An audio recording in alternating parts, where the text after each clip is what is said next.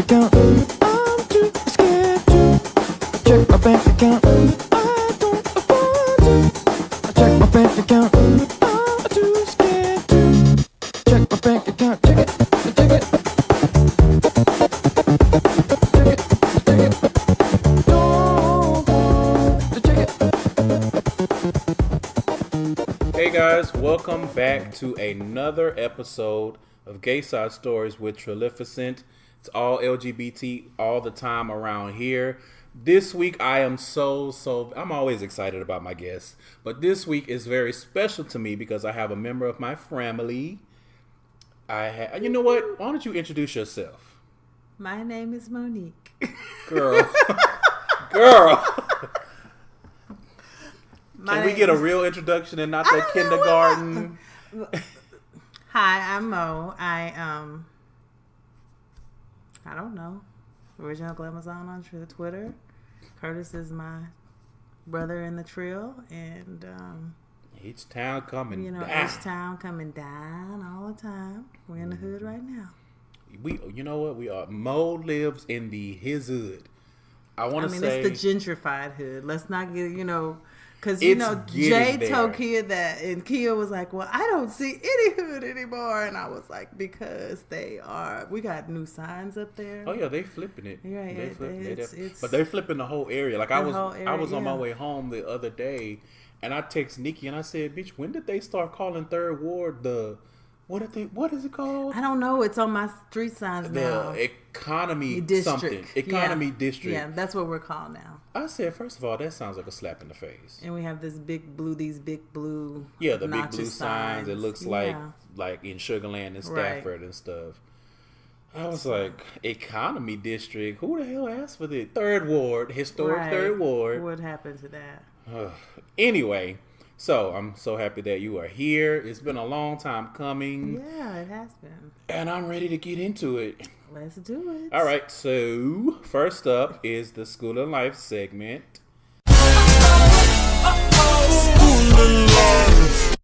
And as you guys know, this is just a little something that I like to highlight that I and my guests used or whatever helped us get through the past week. So guests first. Oh, all right. Well, my school in life is really what I use to get through life, not just every week. But two things I like to always use is remaining in the now, being present. And then the second thing is gratitude. I try to focus everything. So, if you remain in the present, then you at least aren't down the road going, why did they say that of me? What are they thinking? And blah, blah, blah. If you just deal with what's in your face at the time, that gets you through stuff. And then if you have gratitude when shit happens that you don't like. Can I say shit? Oh my God. I don't know. Of course. I don't know what's going on. But you can frame it in gratitude. Something happens horrible, you always have to see the gratitude into figure out what the silver lining is. I think being able to view how that stuff kind of happens, especially during the holidays when people have, it's a real serious deal. But think about what you are grateful for. Like, at least you're here. Mm-hmm. If you're not with your family or you're falling out or whatever, maybe you're getting better by yourself, though. At least you're in a happier place or whatever. Well, drag me, man. Shit, let me clip my wig on a little bit tighter because you definitely coming for my follicles. Yeah, but just gratitude, using gratitude to focus. I got that. Well, everybody always got us that one relative that be rubbing you wrong at the holidays or whatever, and the gratitude might be, well, at least I got to see my grandmother. Right, I might have had to deal with her, and I didn't have to cuss her out. That's the gratitude, Okay. So my schooling life for this week is actually Thanksgiving, self-care. So I want to start off by saying I hope that everybody had a fantastic Thanksgiving. Yes. Hopefully it was a Thanksgiving without mac and cheese with squash and Brussels sprouts and a whole bunch of other bullshit in it. Hopefully you were not accosted with that travesty. Or green bean casserole. Well, I wouldn't wish that on my worst enemy. But I actually had a day of self-care. So I kind of canceled the holidays for myself back in September. Every year the holidays are difficult for me.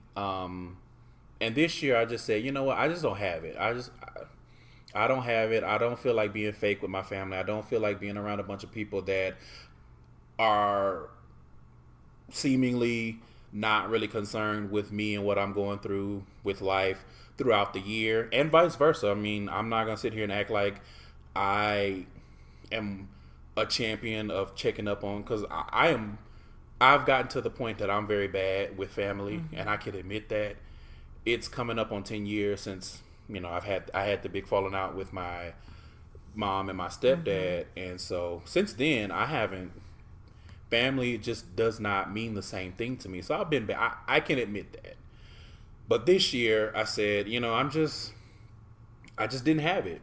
Mentally, I didn't feel like smiling in nobody's face. I didn't feel like being nice. I didn't feel like driving nowhere. So I stayed at the house. I did literally nothing. I played Sims 4. I watched TV. I saw a whole lot of HGTV specials that I hadn't seen. And I had about a 2-hour convo with Bree that morning. So shout out to Bree. And then Bree. My phone was on airplane mode for the majority of the day, because I just was like, you didn't want to get none of those lovely Thanksgiving texts that people love to send. I mean, you. they You'd still be like, came it's in later, 2017. but Why are we still sending Thanksgiving? I mean, I'm okay with the Thanksgiving text, but the group text, Right. And then it's a whole bunch of numbers in there that I don't. That's Y'all need to clean that shit up, all right? I don't want your whole family's number. I don't know them niggas. And more importantly, them niggas don't know me. right. I don't want my number floating in the group chat. Right. Just- See, because I feel like... Whose number is it? I feel like, let's be honest, I feel like somebody putting my number in a group chat is the reason why I have all this spam texting me now. Okay?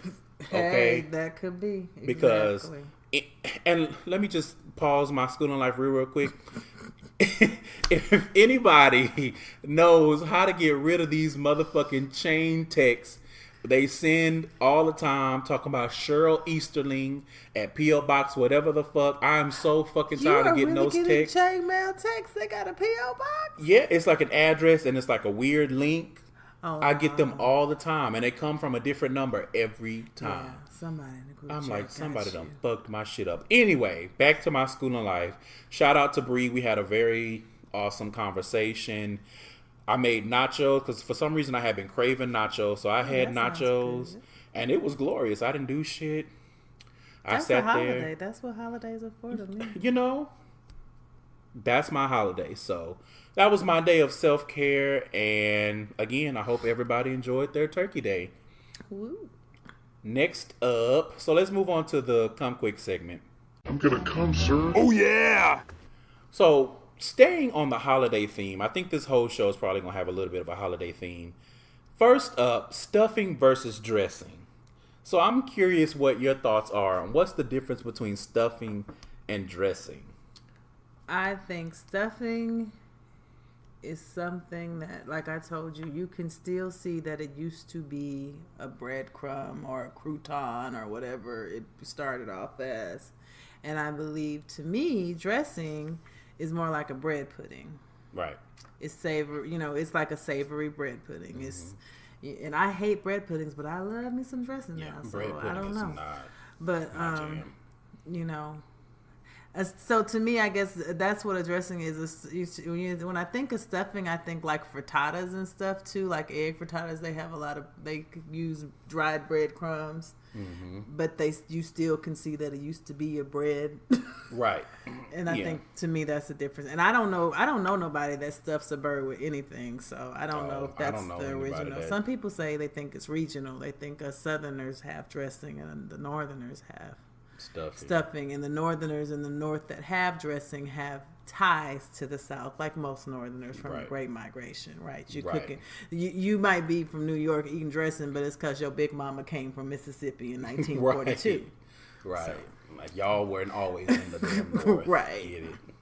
I think I agree for the most part. I simplified it a little bit more, and I said stuffing is made from bread and dressing is made from cornbread. And there are variants of both, obviously, but I've never seen a dressing that was not some type of cornbread base. Okay. And stuffing is usually, from what I've seen, more bread. Yeah, like it's French a crouton bread or dry old whatever. brioche Yeah. toasted. Yeah. I could see that, but So, I guess let us know your thoughts. If someone knows the scientific difference between stuffing and dressing, there's no need to mention stovetop because that's neither. I don't know what that is. stovetop is acquired taste. I have stovetop, but it's not because I think it tastes like stuffing or dressing. That's what I said. It's Yeah, neither. I don't yeah. know what it is. It's like I don't know what that is. It's like bread, burger helper. I don't know. Bread burger. I don't know. Bread helper. Bread Crouton helper. helper. Yeah, but I don't think it's stuffing or dressing. I'm not sure what that is. Yeah, that's a good question. And cranberry sauce haters, you need not tweet me or anything. That's your cross to bear, not mine. Right. Although, have you ever had like fresh cranberry sauce? Yes. It's not that good. And people always be like, I can't believe y'all out here messing with this cranberry jelly. I prefer it. Give me the jelly from the I'm can. gonna open up this can of Ocean Spray jelly cranberry, and I'm gonna cut a very large size of it that might make you uncomfortable. And I'm gonna get my And life. I'm gonna get it. My little cousin tried to haze me over that too. He's like 12. Is that enough cranberry sauce? I was like, well, your mama cut a whole half a can on her stuff and talk to her.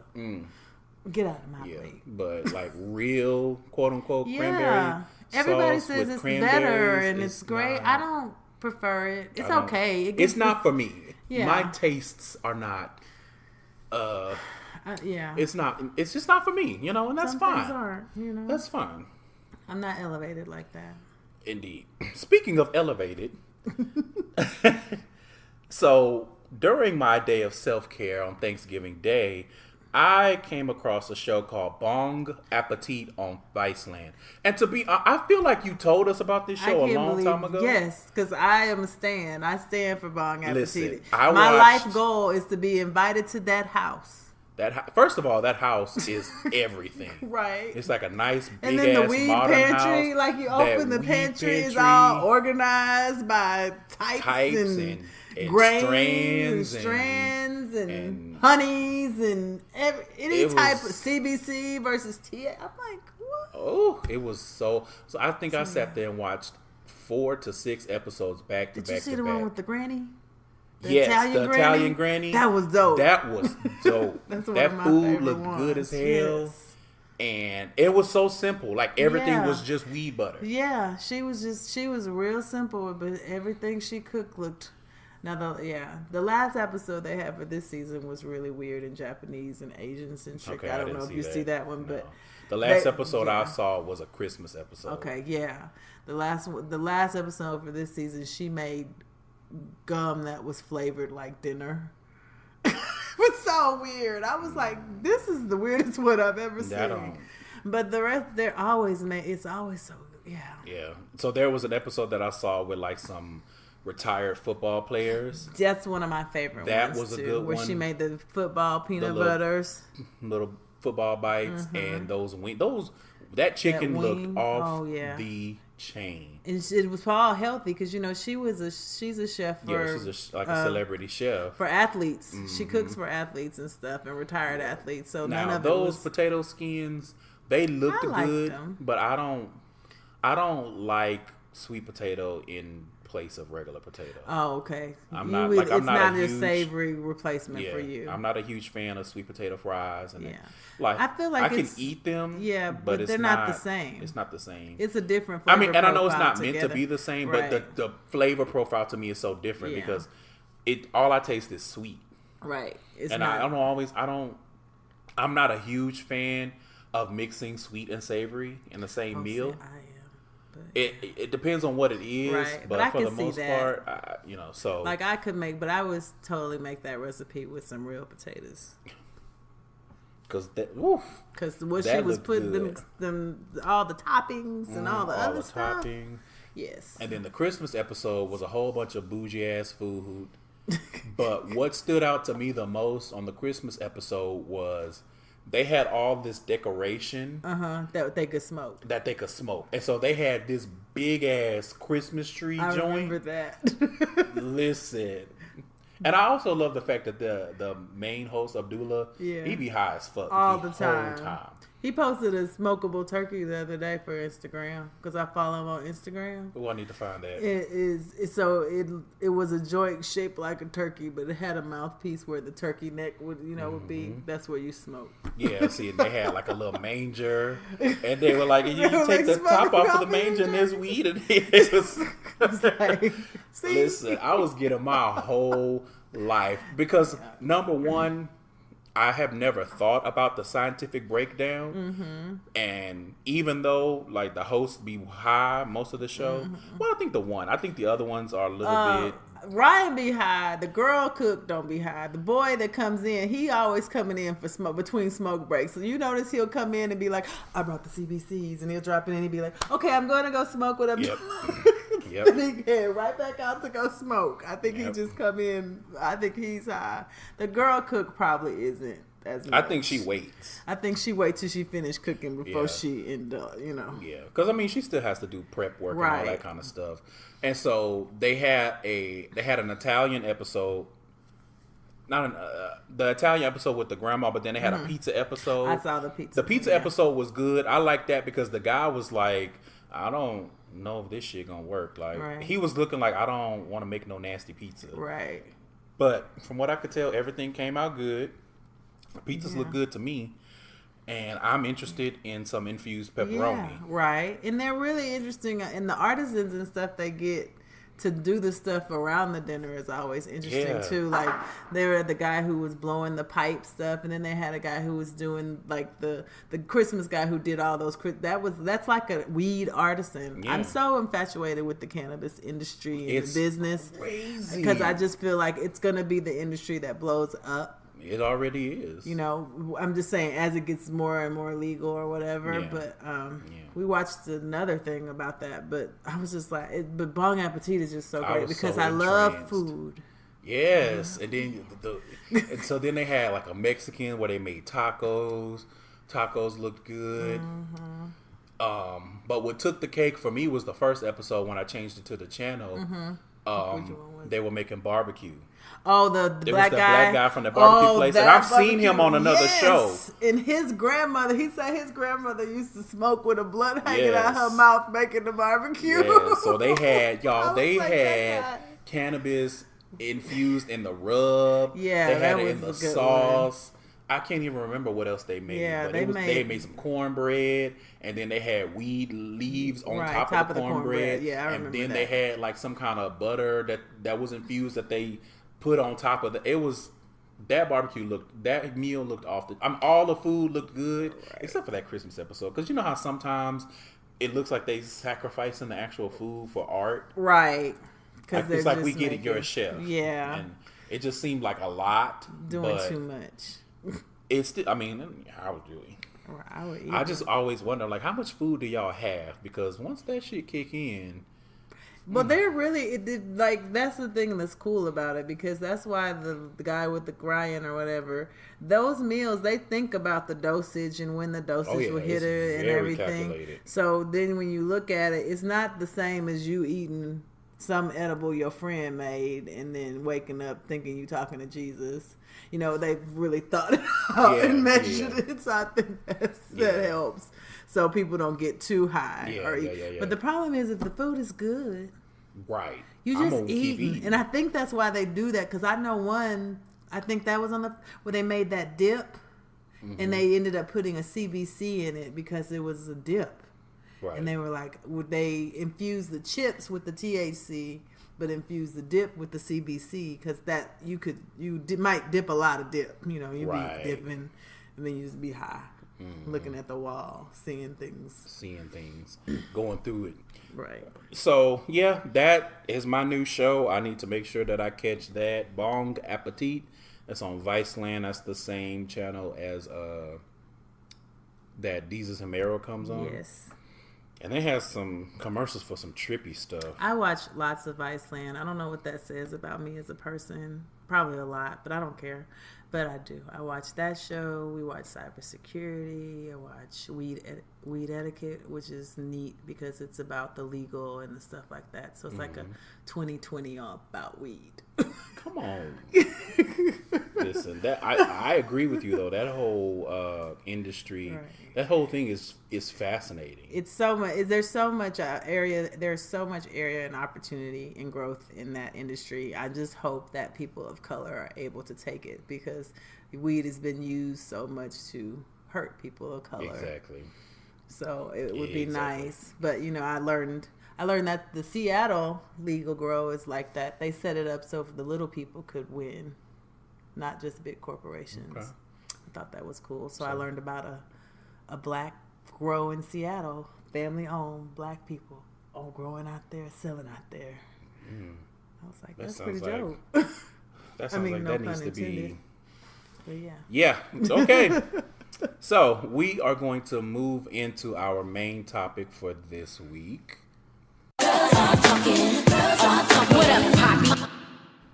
So we're going to be talking about intersectionality, and this is actually a topic that Mo brought, and I have a little bit of definitions for it. So the term was coined by Kimberly Crenshaw back in 1989, so it's nothing new.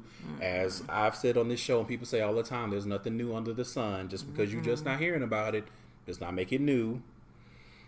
And it says, intersectionality is a sociological theory describing multiple threats of discrimination when an individual's identities overlap with a number of minority classes, such as race, gender, age, ethnicity, health, and other characteristics. Basically, to sum up what I just said also, intersectionality was a lived reality before it became a term. That was something that I saw in one of the articles.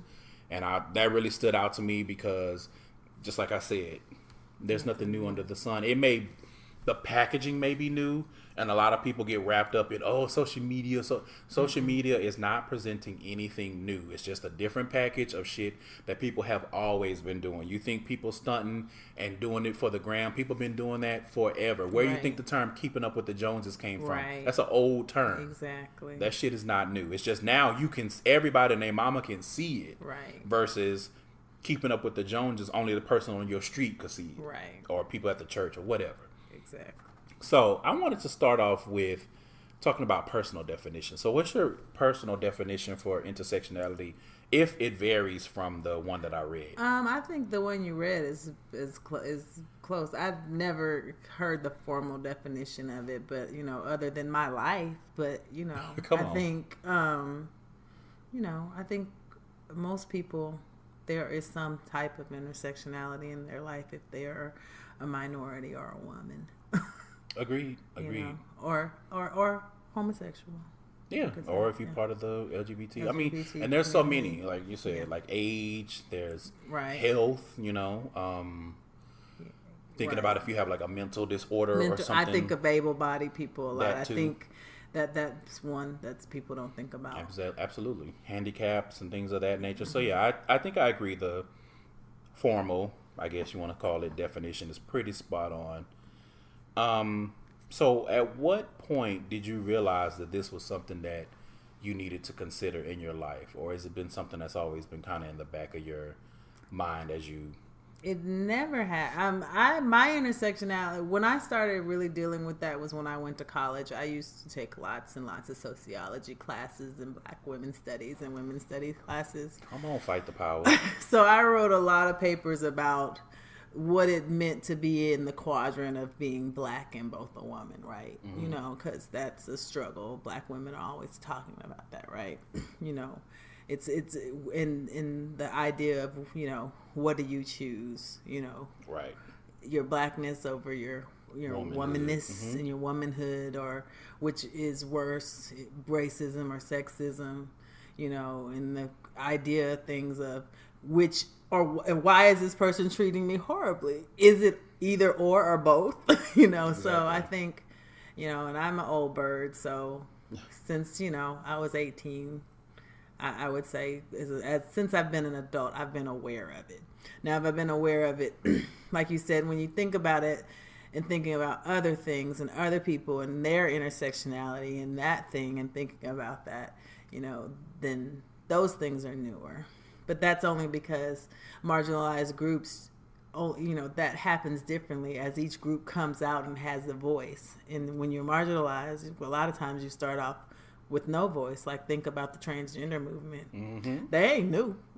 At all. None of it's new. That's been happening. There are jokes on the Golden Girls about transgender people. So what are you talking about? Yep. It's not new. It's just that there's a voice and they have a voice. So then you have to start thinking about, what does that look like for, a black transgendered person or a transgender person who has money and has the ability and the wealth to properly go through channels, as opposed to someone who's poor. That's a point of privilege. I always think about point of privilege, right? Right. Because what point of privilege, like for me as a black woman, it's interesting to watch black men digest sexism, because they speak from a point of male privilege, and they don't see the similarity of how that looks to white privilege. Right. And for me, and not to say that I'm better, because I could say, I have a friend who has cerebral palsy. I speak from a point of able-bodied privilege. I don't be thinking about curbs on the street and not having a cut-in for my wheelchair. Mm-hmm. But when someone tells me that, I don't go, oh, well, nobody does, you're overreacting. Right. That's not what I should speak. Being too sensitive. Yeah. So that's something that I get so tired of hearing, and I know a lot of people that say that they don't mean it from a place of malicious intent, but it's so, depending on how it's being presented and where you're saying that and feeling it, it can be so dismissive to say, well, everybody just being too sensitive. And I try to challenge people. We had a similar conversation on the pod panel, and I was pushing back saying, is it that people are being too sensitive, or is that we know better? Right. You cannot hold on to your thought processes from 10, 20, 15, out of order. Mama D. In that order, 10, 15, or 20. But from all these years, like, you cannot be having the same thought processes that you had from 1999 and 2017, and then you want to turn around and call everyone sensitive. It's like, no, we know better. Right. Just like all of the think pieces and things that go on Twitter when someone's like, oh, well, Martin would never fly these days. Right. No, it wouldn't, because we know better. Right. And there's nothing wrong with saying that back then we didn't know better and it was funny, and we can appreciate that. Right. But now we know better. Right.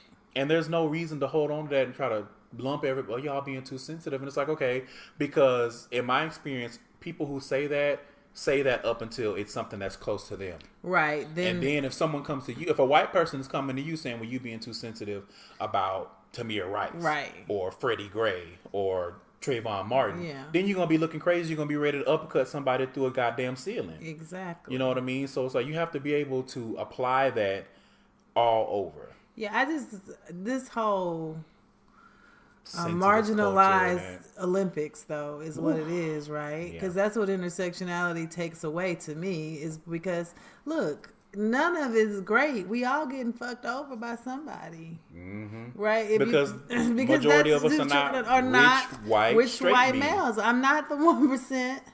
I'm not male. I'm not, we're all getting fucked over by someone, because most of us are not the dominant. The dominant class, or the default class in this world, they're shrinking. That's part of the reason they acting a fool right now. They're shrinking, right? But I just think it's always, I think it makes more sense for you to be aware of what points of privilege you have, because we all have some privilege. Like I said, even as a black woman, I'm not unprivileged. I have privilege in education. I have a privilege with, I have socioeconomic privilege. I have a privilege that I'm, like I said, able-bodied. Yeah. I'm not taking 45. Right. Exactly. I have cisgender privilege.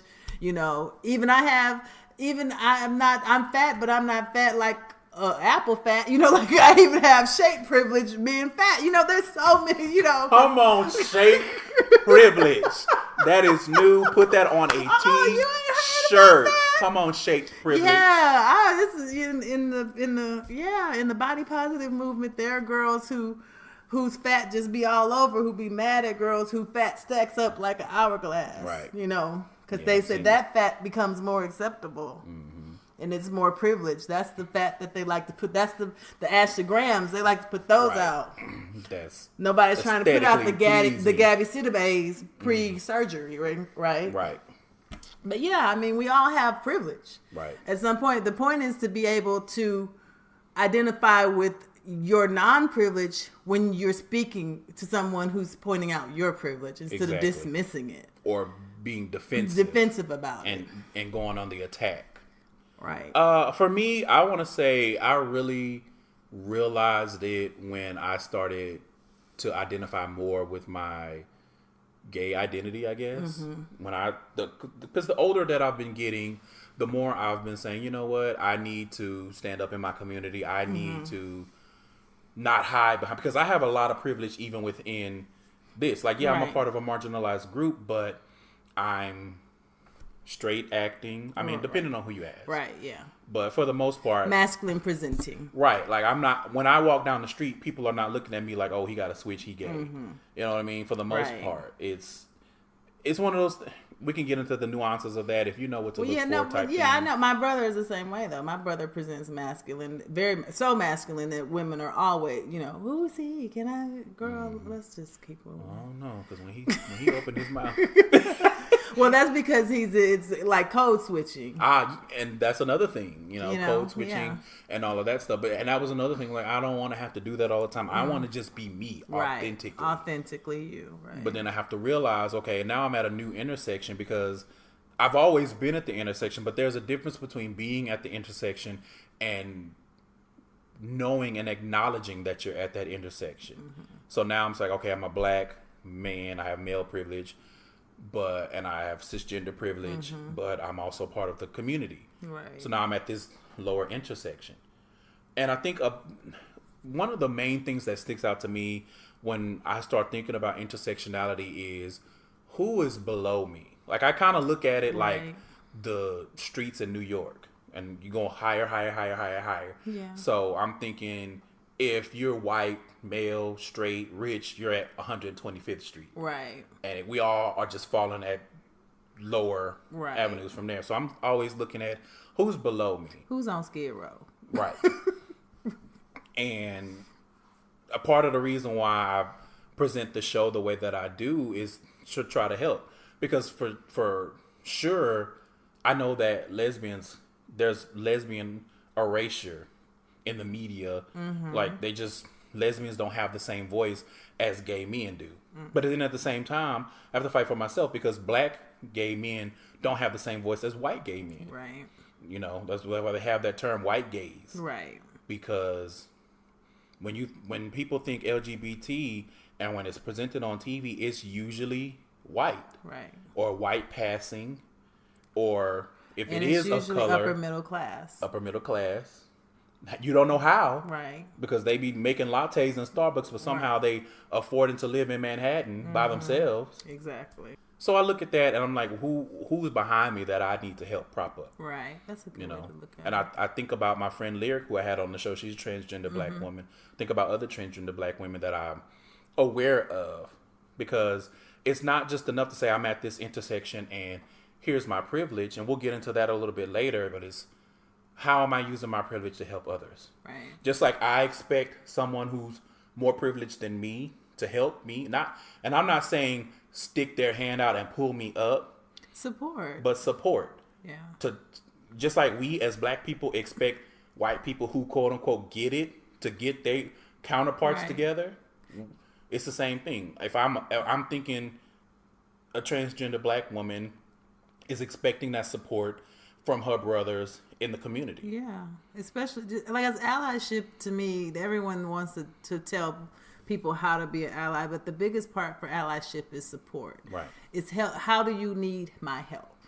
Because What everybody can I don't do? need the same help. My manager, I was telling somebody yesterday, you know, I'm the only woman in my department. People say crazy stuff to me all the time, inappropriate, unprofessional, all kinds of stuff. And then have no problem saying it in front of everybody, the boss or whatever. I don't react, but my manager reacts. He'll say, I don't think that's appropriate. I'll take care of that offline.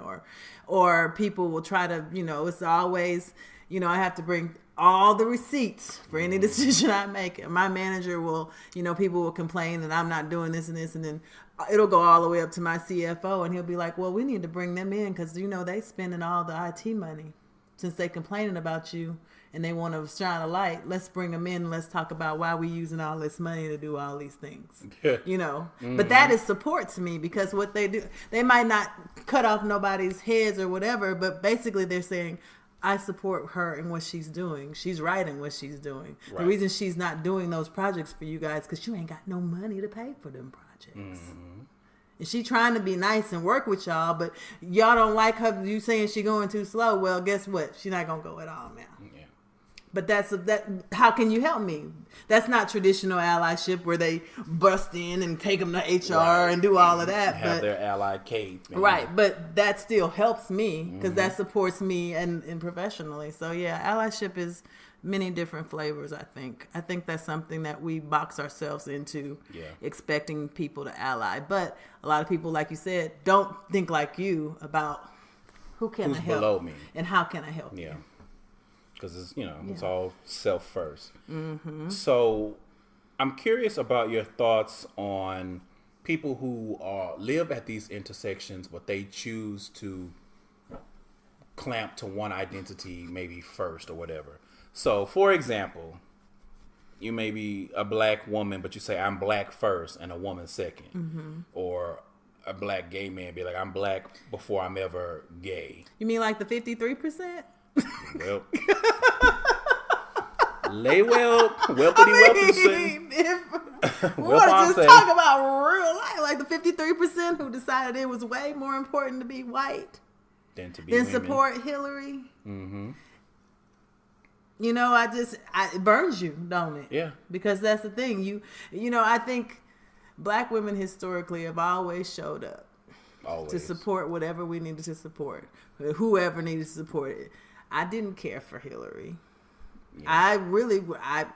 To be honest, I would have rather voted for Bernie. We were talking about the choices I had set up for me in the Democratic there, but at the same time, I didn't care for him. That was more of a lesser of two evils than trying to say her and Trump was a lesser of two evils. But I went ahead when the time came and got my little purse and my voter's card and went right up there. I didn't wear no white and do none of that bullshit because fuck Susan B. Anthony and her racist ass. But I supported Hillary because she is a woman and I trust in what women can do. And I want to show my support. And she has done some things to our community, but not as many things as that orange nigga was going to do. And now is doing, but at the time, the forecast. So I voted for her. I went ahead and said, you know what, I'm going to have solidarity and womanhood and vote for her, even though I don't care that much for her. I look at that and I understand it, and I don't knock anybody who says that, but I think that it's a little short-sighted. Yeah. Because it's very easy to say, well, I'm black before anything else. And if you think that way, then the likelihood of you showing up at any of your other intersections decreases. Exactly. Because you're going to say, okay, if it's a gay person, here's a gay issue, but they're not black, so I don't care. Right. And that's not true. And that's not true because it still could affect you. It can impact you. It will affect you. Right. That's why I say you show up to whoever needs help. If I need to be out supporting Black Lives Matter, I am. If I need to be out supporting HRC, trying to get this woman to do whatever, as long as she's not done anything that just is ridiculous in the sense, and sometimes there are conflicts, Yeah. I'm not supporting Megyn Kelly. Or dumbass need to be off the I'm not supporting I'm not supporting some Tommy Lauren because she's a woman and that's her woman right or whatever. Right. But at the same time, if it's about someone being qualified and the only reason you're saying that they're not qualified because they're a woman, then I'm going to support that person because I think that's BS all the time. And, I just think that it's employing a sort of insidious erasure. Right. When you say, I'm only going to, or I prop up this part of my identity first. And personally, I talked about this on the pod panel. I try to get away from that because I don't want to be breaking down my identity whenever it's convenient. Right. And like, it's I don't want to do that. I it's- want to be a whole, complete person. I'm black and I'm gay and I'm this and I'm this and I'm this all at the same time. Not I'm black because it's easier or, Right. you know, whatever, for whatever reason you decide to put your blackness first. And again, I'm not knocking anybody. Right. I'm just saying that it is not as clear cut as a lot of people think it is. I don't think. I mean, it's the same way with asking somebody who's mixed. Are you black or white? Right. I mean, it's the same concept. They are neither. Right. They are both. They are both. You know, I'm not, you know, so I'm going to, when I support something, it is from the context of being a black woman. So that means everything's all mixed up, Exactly. right? And for me, If I can support like I said, Susan B. Anthony, women's suffrage, women's suffrage was not about me. No, it was not about anybody that looks like me. Right. It was about people who had the same equipment as me. Right. But at And the same, ultimately, helped you me, realize that right, that's something that's going to benefit fit you. me. But at the same time, I can see how inherent, just racist it was. I mean, And that's another thing. I think if you flip that around, I honestly feel like a lot of times that thought process, that ideology is used against us because white people are like, I'm white. Before anything else, I am Yes. white. And Exactly. how often is I'm white before anything else detrimental to us and our communities? Exactly. And not just black. I'm talking about every minority under the sun. everyone not white or Everyone not not white. passing. Yeah. Or not white passing, not able-bodied, Right. not having the right economic status. Because quiet as it's kept, rich white people hate poor white people. Right. They hate them. They think they're trash. They think they're trash. Rich white people hate everybody that's not a rich white person. Right. All right. So that's all I'm saying. Something to consider when you're breaking down your identity and you propping up one before the other. Just ask yourself, if I'm breaking it down and I'm black first before I'm a woman, how likely am I to show up for women's things? Right. How likely am I going to show up for something that is not my intersection? And you need to, because You that's need the to. whole point. Because that's why I feel like people say, "Oh, I'm black first before I'm a woman." I can't say that because what I do is I want to go to women things because they need to know that there are black women. Exactly. I And the want to reason- go right. That's you part know, of the it- reason it's why not- this broken up that it's way. broken up. We're too busy being over here worried about this when you need to be over here reminding them that, oh, we exist in this thread too. Right. You know, everything permeates everything. The same thing, I'm not going to, you know, let black men have a pass on saying, you know, sex is crap that they've been programmed to say their whole lives without calling them out on it. It's we in a time right now that everybody need to be called out on their shit. Yeah. Because we need to do better. Because we all need to do better. We No all one's better than need to do anybody. better. We have trouble, you know, like you said, like when you think about black, you know, there's this whole movement, but this movement there are people who tend to still center it around black men. Yeah, that was going to be my next point. Black, cisgendered, heterosexual men. Yes. And that's horrible because within the black community, there is violence against black gays, violence against black transgenders. It's ridiculous. The violence against women, the violence within are all the same things, the microcosm that the default is talking about. So we need to be attending those things too to say, hey, that's happening to us too. This thing drips down. Right. But it's hard, I guess. It's hard for people to people do that. don't. It's hard to learn the older you get. I will Yeah. say that. But my last point on that is for people who are blackety black and put their blackness before all, I just want you to be mindful and really ask yourself and do the research of the people who think the same way as I do, which are generally cis het black men.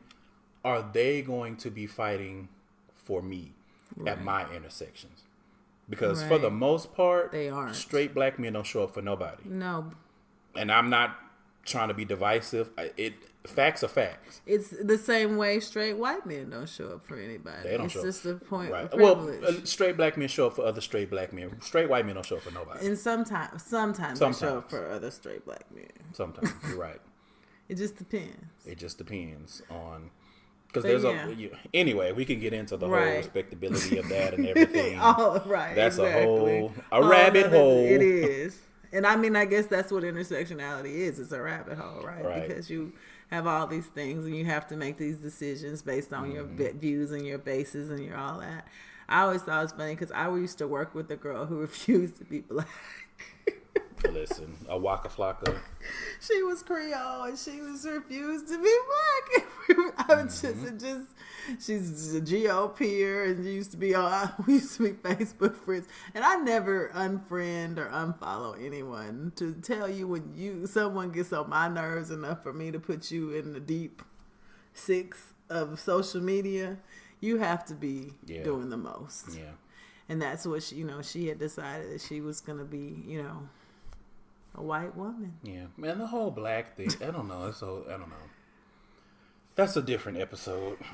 So I think we touched on this a little bit, but we can expand on it if you have any thoughts.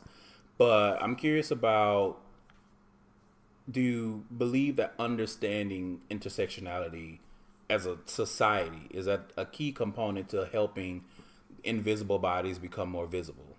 And that's like in activism, in media, in politics. Yeah, I think it's probably a tenet. I think that you have to discuss it, and it helps people become more visible because, like I said, you show up. Exactly. It's a lot easier to be, that's the thing that you see with the feminist movement, right? I've always thought white feminists were on some bullshit from a whole beginning of life. But when you when you think about that, it makes the difference. When I think about being in college classes where feminist thought was taught and being a black woman and going like, hold on, well, let's talk about we always been in the workforce. That wasn't what brought us to feminism, type of deals. And I think because it's so easy to erase us if we're not there. Yeah.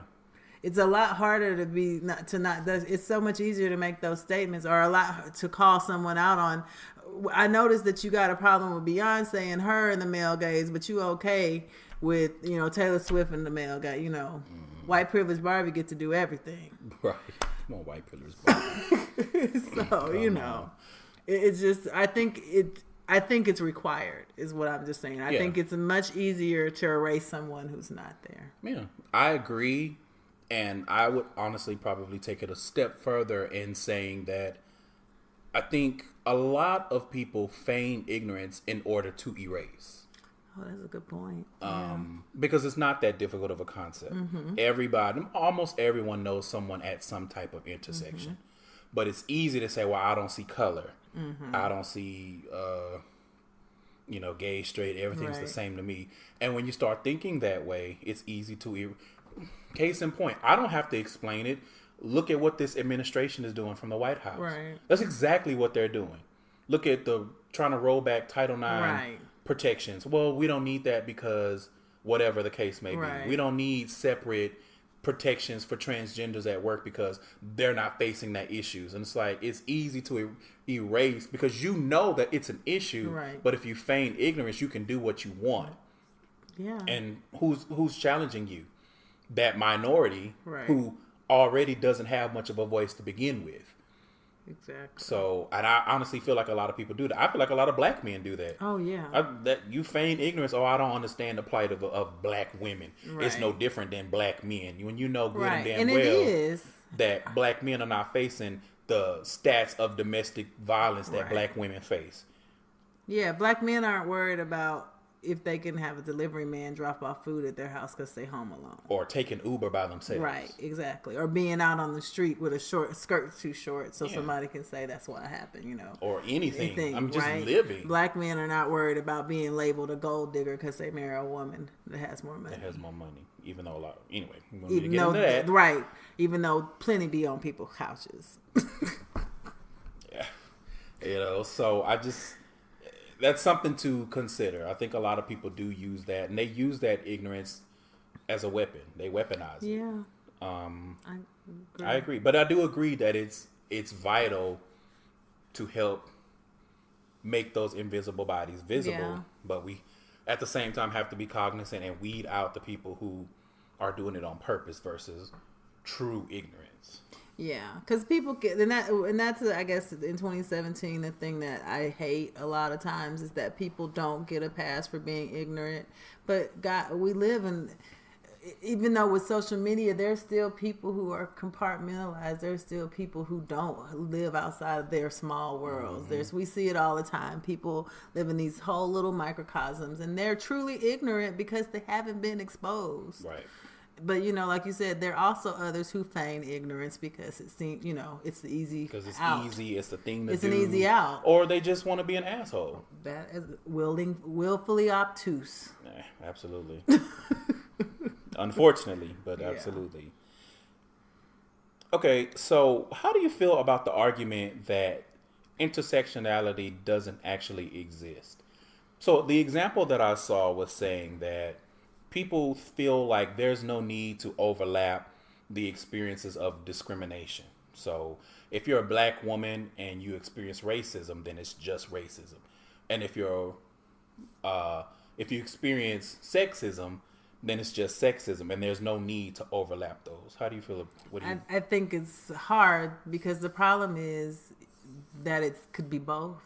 Yeah. And a lot of times it is both. A lot of times. So we were talking about this a little bit before we started recording, but I truly feel like, and I'm not a black woman, but this is why I'm having this conversation with you, a black woman. I am here. I feel like black women, they experience racism and sexism differently than other women, even other women of color. And so to say that intersectionality doesn't exist and you don't need to overlap those, well, what if this specific brand of racism wrapped up in sexism that I'm experiencing is unique to my experience and for women that look like me?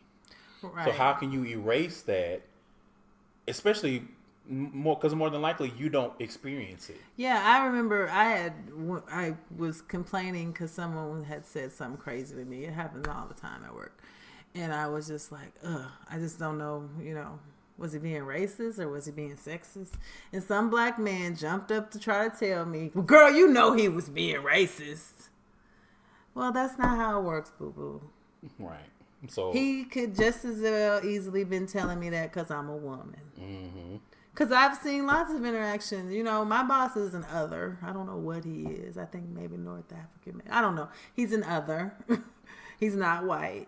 And there's certain treatment he may get, but then there's certain treatment that only I get. Right. Because I can talk to a woman any old kind of way. Or I can mistrust, I told him one day, I was like, I've never missed a deadline. I've never not delivered on anything this person needs. Yet every time I have a suggestion or I tell him what it is a struggle. But when my boss responds to the email with the same thing I say, oh, okay. Mm-hmm. Or even will escalate to my boss. She just said we got to do this. Why? And then my boss will repeat the same thing I say in the email, and it's okay. Mm-hmm. Now, we're both others. So to me, that tells me it's because I'm a woman, huh? Mm-hmm. But somebody else will be like, oh, no, it's because you're a minority or you're black. But right. it's you don't know. Right. Culturally, it's just so many things. And even in that example, it could be that the only reason your boss doesn't experience that is just because of his title. Right, because he's a director. Because right? they will respect the title, or because they can be forced to respect the title. Exactly. Because I've seen plenty of black people in high positions, and people way below them still disrespect them. Yeah, or just even if you're, it happens all the time. You were in even something as small for me. I always was when I used to travel and consult. It always irked me. Is getting in the first class line to fly. Mm-hmm. Do you know how many white men will step in front of you in line and assume that you don't belong there or you must be? Oh, this is first class. Yeah, I do. Yeah, I've had that happen to me before. Now, You know, For the most right, part, yeah. I feel like, just because of my stature, I'm a little bit more imposing. Well, I ain't no. But you're still a Wow. woman. That's true. You're still a woman. It doesn't You should be matter. taller You're a than woman. me. Whereas for me, Right. you and I Yeah. are the same height. Yeah. But I'm a man. Right. But I do have white people that try it and will Mm-hmm. come cut in front of me, and I'm like, excuse me, Right. pardon me. I know you saw my blick. I am fat as fuck. I am black as fuck. I know you saw me standing here. Right. The line is behind me. Right. Oh, I'm so sorry. Yeah. Yeah. Exactly. That those microaggressions. Microaggressions. Yeah. I feel like, again, it's the lower your intersection, the more you can relate. Mm-hmm. Because if you have to ask yourself, you get in a situation like that, and you're asking yourself, is this because I'm a woman, or is it because I'm black? Right. Is it because I'm gay, or is it because I'm black? Right. Is it because I'm trans, or is it because I'm black? Right. Then you cannot erase that intersectionality because you don't even Yeah, know. right. And it could be both. It could be both, right? Yeah. Because it's the same thing. Like I've seen, and especially in the workplace is such a good example. I've seen in the workplace, men they'll talk to a white woman one way, and they'll talk to a black woman a completely different way. Yes. And then I'll see them, that same person will talk to a black man, not quite the same way they talk to a black woman, but along the same veining. Right. And Just then a they'll little talk bit to elevated. another white man a whole different way. Yeah. So I definitely don't agree with that, And it's another thing. Again, the dismissive attitude of Right. always, oh no, it's not that, and y'all just whining and complaining. Right. Let people whine and complain. Then this is their life. Exactly. Just because you don't understand it or you choose not to try to understand it, that doesn't mean you can just brush off someone's life experiences. Right. And it's not like no one's trying to play the Olympics with woe is me. No. People will say I'm trying to win, who's got it worse. It's just the fact that all of those things, when they're together, it just makes a complicated picture. Absolutely. So you mentioned intersectional. Well, I but in my notes I called it intersectional allyship, and we've talked on that. I feel like in every point, and that is recognizing your privilege even at your intersection, and then asking yourself, what am I doing with my privilege? Right. So for me, it's a small thing, but I try to use this show. Like I said, I use my friend Lyric as an example. That's a black trans woman. I want to have Lyric back on the show because I want to shine a light. I want to use my cisgendered male privilege to help shine light on that transgender experience and the things that they deal with. Right. And just looking at the news and seeing the stories and seeing their sisters of colors being slain Right. at ridiculously high rates.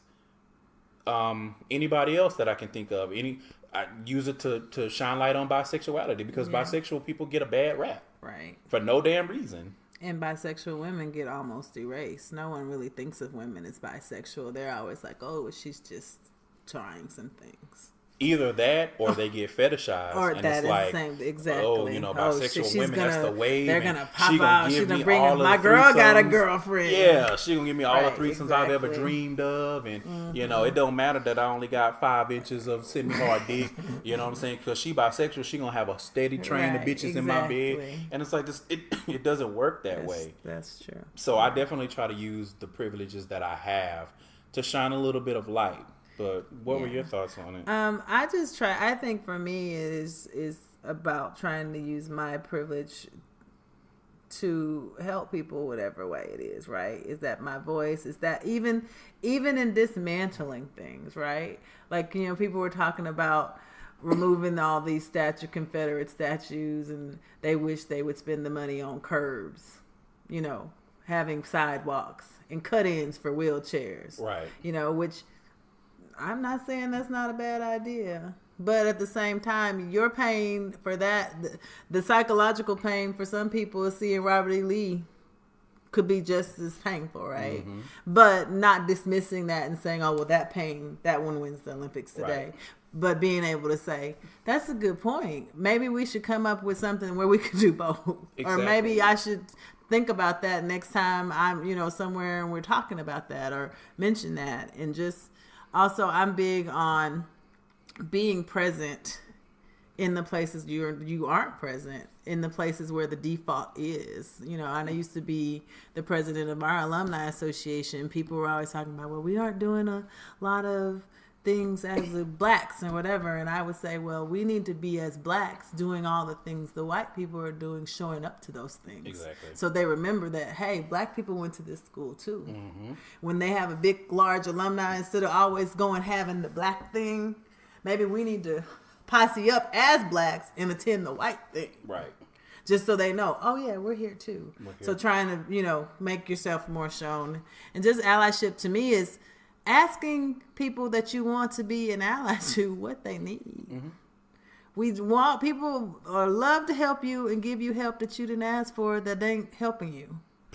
If that ain't a word there. And it's so much easier to be like, how can I help you? Help me help you. If I want to be your ally, what do you need from me?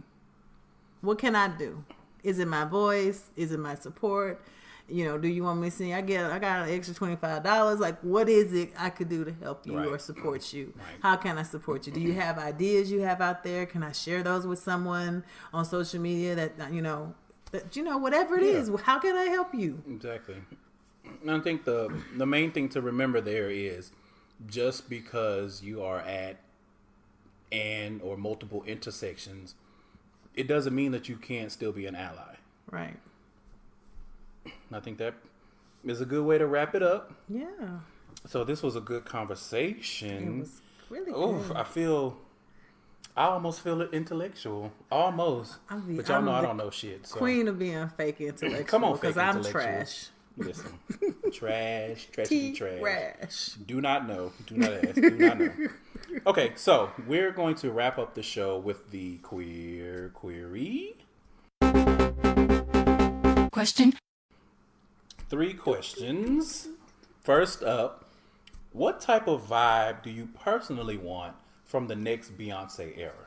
We know it's coming. We've seen Mama with the braids and the laptop. I know. We know Mama's working. We know she got Coachella coming up. I'm going to tell you like this. I don't question her. I'm going to let her tell me. Just like how God created this world and it has everything I need to survive as a human, and how the birds and the bees work together to pollinate and they make fruits and we have things, and He knows what I need, and I feel like she knows what we need. So I don't want to have any expectations. I don't want to pray my queen into a box. I know it's going to be something that we need. People didn't know they needed lemonade. Woo, cause listen. But they did. Cause listen. It was a word. And it just was so black. It just was, It was so black. It was just so woman-centric. Black woman-centric. It was for me. I didn't know how much I needed it until I saw it. Mm-hmm. It just made you feel at home. So, Mm-hmm. the type of vibe a person I want, what I want her to do? I want her to give us what she thinks we need. She's been out here, she's been out here breastfeeding, holding Siri, holding Rumi, looking at the world, taking in. Not Siri. What did I say? Oh, Lord. No, to my heart. I don't think I said that. But you thought I said Crystal, and I said, maybe it's mine. Anyway, but no, she just been holding the twins, feeding them, observing, trying to figure out. I'm hoping it'll probably surround something about motherhood, maybe. Who knows? But girl, whatever she does. Yeah. What are you hoping for? I'm kind of along the same thought process. I just want her to continue giving us what she's been giving us, peeling back those emotional layers and crossing genres, and like you said, giving us what we didn't know we need. Giving us what she wants us to have, more importantly. Yeah. Not necessarily what we need, but what she wants us to have. Right. And it just so happens that what she wants us to have is usually what we need and what we want. And then, hopefully she gives us like one good up-tempo little dance team. You want a little dance, a little ditty. for the most part, I say just keep doing what you've been doing because she ain't led us astray yet. She really has. Because with every album, we've been asking the She's same question: how is evolved. she going to top herself. Because when 4 came out, I was like, I don't know, mama, because Right. this is 4 is pretty good. And then she came out with Well, self-titled, and I was self-titled like, oh, blew us out the water. you know. And so then after that, it was like, oh no, mama, How she gonna do and self-titled? then she come out with And Lemonade. She flipped the script and gave us Lemonade. And so now, like I mean, even before that, but definitely now, I'm just like, I'm just going to take what you give us, Right. Because it's she puts her foot in it, Right. You know? We know. And- I feel like I trust her as an artist, right? Yeah. Her artistic vision. It's evolving. Right. She is what I expect an artist to be. An artist is each day becoming their better them, right? And they're learning the things that they've learned about, you know. And that's why I've always loved her. And I love her and artists like Outkast and stuff because I want to watch an artist grow, right? You want Because the thing about it's like you're growing in your life. right. So it I'm only not the makes same sense person that- that I was when I was 18, 20, 25, and she's not the same person that she was. You don't want to, she shouldn't be out here other than just in concert, but she shouldn't be out here trying to serve us. Dangerously in love anymore because that's a whole different time of her life, you know. With stuff, you know. So yeah, I feel the same way about B-Day. Mm-hmm. And no shade to the B-Day lovers, Right. but she's just not in that mental space, y'all. Y'all got to meet her where she at. right. She's a grown ass woman. She told us. She gave us a declaration. And some choreography to go with it. Right. Okay, we could sit here and stand for Beyonce all All day day, because we each time. both native Houstonians. And we're right down the street from her house. Sure. Shut So we're gonna move on so And that y'all Frenchies. don't get tired of us with our standing because this is not the read. Next question. If you could have a lunch and learn with 3 HGTV or DIY network hosts, who would they be? If I had to pick, they would be Joanna Gaines, Jonathan Silverscott, and Egypt Sherrod. Come on, Egypt! I love Egypt. Egypt. I was so happy when Egypt took over for that other lady. Sorry, lady. I don't know A what her property name virgin is. lady. Yeah. Yeah, and now I like flipping virgins, but I love Egypt. Egypt is bad. Egypt- I'm like, Egypt Egypt is is bad. fine. Yeah, she is fine. But she And knows she her stay shit. slaying and she stay showing these people how to work it out. Like she is all I love like Egypt, yes, girl. I love and I feel like I don't get enough of her. I know we don't.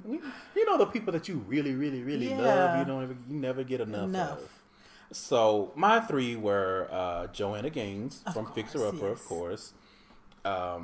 Scott McGilligree. Oh yeah, McGilligree I know you talking about from Income Property. Income Property. I like That's him. my show. And the last one would be Holmes. Oh, I DY. forget- Yeah, I forget his Homes first on name. Homes, Homes on Homes, and yeah. Homes Oh, I Inspection. forgot. Oh, yeah. Yeah. He scares me though. You know, I wanted John Holmes, and you know that's the. I'm not that's sure what the his porn first name star. Let me is. stop.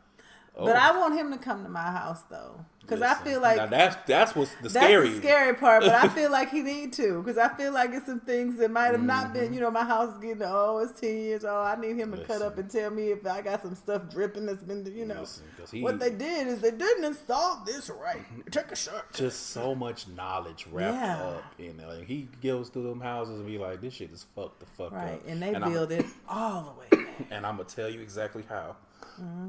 Oh, excuse me. Yeah.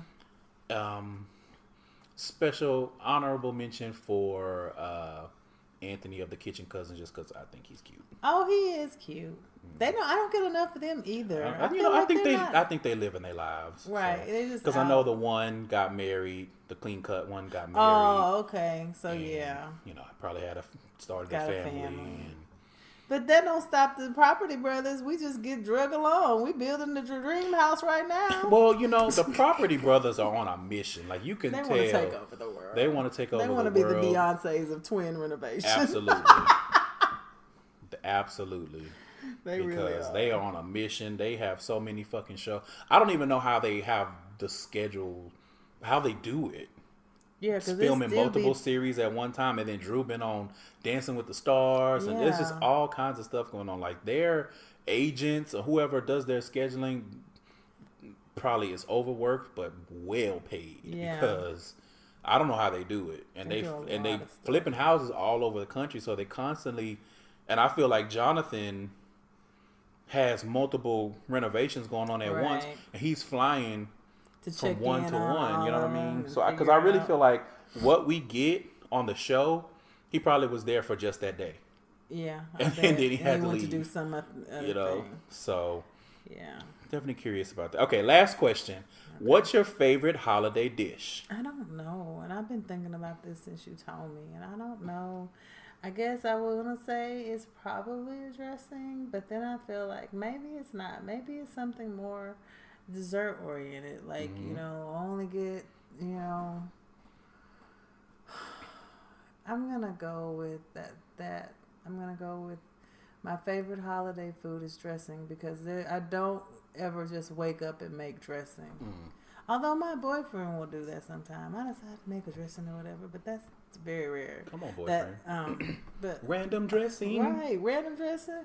But I just feel like dressing just is what binds the holidays together. I'm actually gonna do 2 answers. So, Okay. because I'm gonna do a savory and I'm gonna do a sweet. Oh, okay. So it's funny that you mentioned that about dressing because now I love dressing. Don't get me wrong, but my mom was the type to randomly be like, "I want some turkey wings and Oh, dressing," okay. and so Oh, she would okay. make that any time of the year. Oh, okay. She So, wouldn't, yeah. you know, not a whole turkey. She would But just yeah, do just wings, the wings, yeah, and, or or the you know, legs. legs or whatever. Not like But- those ones we saw though. Yes. No. But my favorite holiday dish is baked mac and cheese because it just the holidays are the only time. Like everything else, I feel like on a holiday menu, there's a possibility we might have had it some other time of the year, but the macaroni and cheese was only brought out during Oh, okay. See, and I usually make during mac and Christmas. cheese. Yeah. But it's kind of evolved, you know, whenever I feel like dealing with my family to both Christmas and when it's not my mom. Because when my mom does it, if it's just my mom, we only have gumbo. Oh, We have okay. gumbo and fried turkey and maybe a few other things for Oh, okay. Thanksgiving. But Christmas is when she would go all out, and that's when Yeah. we would get the baked mac and cheese. So, baked mac and cheese is definitely my favorite savory holiday dish. And my favorite sweet holiday dish is red velvet cake. But it's a specific red velvet cake. I don't like everybody's red velvet cake. It's a specific recipe that my stepdad got from his mom, made from scratch, 3 know what it levels, is. cream icing, pecans Yeah. on top. I have a red velvet, but you know it's from the queen races. I can't make it no more. I don't feel right. Butterdine. Yeah. Yeah, Butterdine. it's but that red velvet cake was like it's the kind of cake that miraculously you feel like it stays moist like an extra day or 2 versus regular cake get dry as hell. Looking like I need to slather a little bit of coconut oil on this. know. So those are my favorite holiday dishes. Okay. With that being said, that is going to wrap up this episode of Gayside Stories. Mo, a humongous thank you. I am, first of all, so happy that you carved out a little bit of time out of your bad bitch schedule to be on this little rinky-dink show. Whatever. You know what I'm saying? Because you booked and busy. Anyway. Bad and bougie. No. Come on, the 4 Bs. Okay. But let people know where they can find you. They can find me on Twitter Yeah. and Instagram under ORIG_Glamazon for original Glamazon. And that's all where they can find me. I mean, they can find me at work, but y'all don't want to do No, that. they don't need to find you at work. We got enough going on at work. We just talked about these intersections. They need to stay Right. on a different intersection. Right. Not the intersection where your work building is. Amen. Right. Amen, amen. All right, you guys. Remember, go to GaysideStories.com for more information. Email me at GaysideStories@gmail.com. Follow and interact on social media. It's at Gayside Stories on Instagram, Twitter, and Facebook. Like the Facebook page if you're over there. Make sure you guys are subscribing wherever you get your podcasts if you have not already. It's available on Apple Podcasts, SoundCloud, Acast, TuneIn, Google Play Music, and something else that I can't think of right now. if you would be so kind as to take a few minutes out of your busy schedules, go over to Apple Podcasts or wherever you can leave a rating and review. Leave a rating and review for the show. It helps with the visibility. Also, make sure that you guys are sharing this show with other people. That's how you get the word out.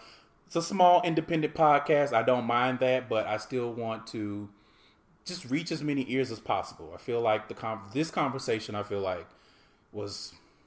Anyway, I don't need to gush over the conversation. You guys have heard it. So share this episode with somebody. If you got somebody in your life that act like they don't know what the hell intersectionality means or how it applies to them, let them hear this episode. Thank you guys, as always, for listening to the show. We know there's tons of podcasts out there, blah, blah, blah, Oversaid, blah, blah, blah, blah, blah. You can be listening to any podcast. If you listen to this one, I appreciate you guys. And as always, you guys, make sure that you remember the forgotten commandment. Thou shalt protect thy walls, or they will crumble. All the way down. Like your non-cooking aunt's cornbread. All right? All the way down. And we are out.